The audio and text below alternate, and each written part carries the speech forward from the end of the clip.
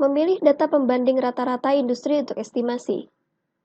Berikut ini adalah contoh tabel data pembanding rata-rata industri untuk estimasi. Dapat dilihat yang dibandingkan adalah line of code, staf per tahun, tahun pembuatan, perkiraan biaya dalam 1 tahun, biaya per LOC, dan LOC per staf per tahun. Perbandingan ini biasanya dilakukan untuk melihat economies of scale, kecepatan, dan juga produktivitas.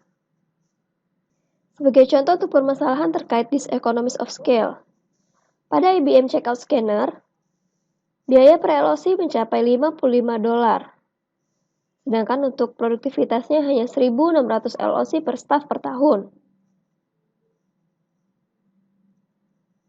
Sedangkan untuk produk Microsoft Word Windows 1.0, biaya LOC hanya mencapai $34, namun produktivitasnya mencapai 4.500 LOC per staf per tahun.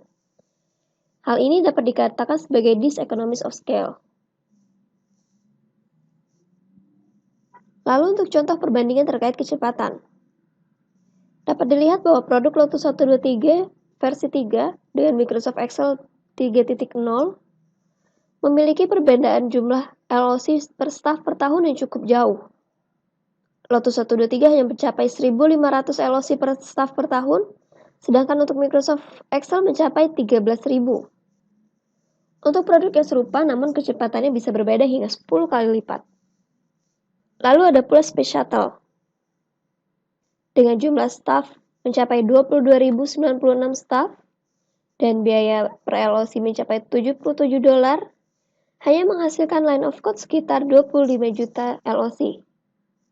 Sehingga produktivitas hanya mencapai 1.200 LOC per staf per tahun. Kecepatan paling rendah dan produktivitas juga paling rendah.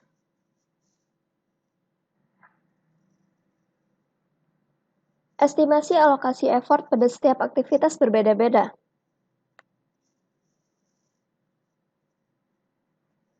Berikut ini adalah tabel rata-rata pembagian effort berdasarkan ukuran software secara best practice.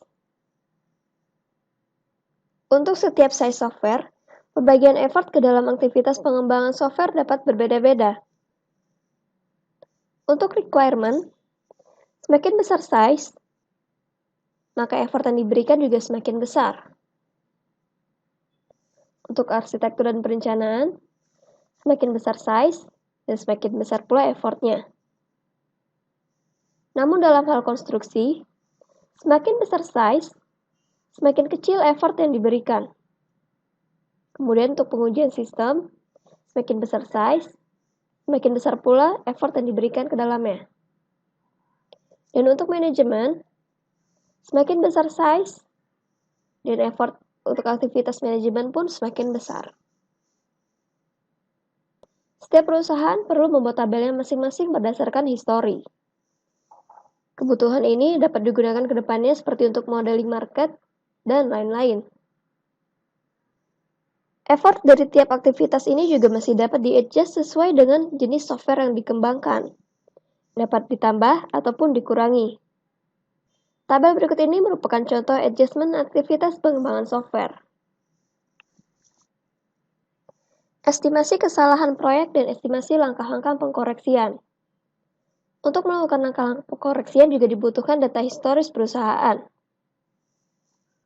Dalam berbagai aktivitas pengembangan software, rata-rata kesalahan per function point yaitu untuk requirement 1, arsitektur 1,25, konstruksi 1,75, dokumentasi 0,6, dan perbaikan yang buruk yaitu 0,4, sehingga total rata-rata kesalahan mencapai 5. Semakin besar proyek, maka semakin banyak kesalahan yang terjadi dan dapat mengakibatkan diseconomies of scale.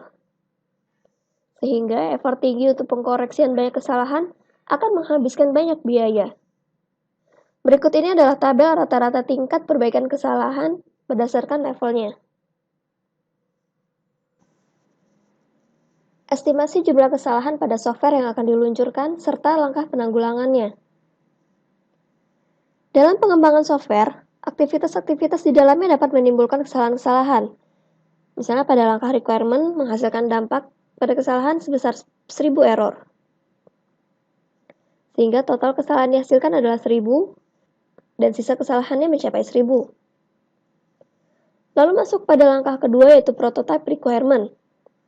Pada tahap ini, terjadi pengurangan dampak pada kesalahan sebanyak 65%, sehingga total kesalahan yang dihasilkan masih 1000 dari total kesalahan pada langkah sebelumnya.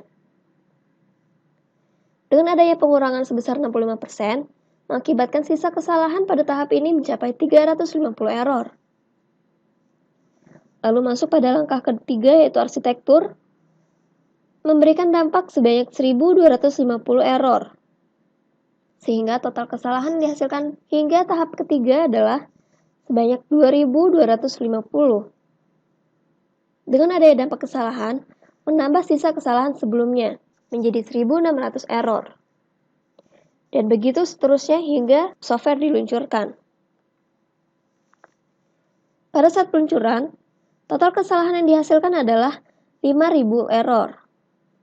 Sedangkan sisa kesalahannya hanya mencapai 226 error.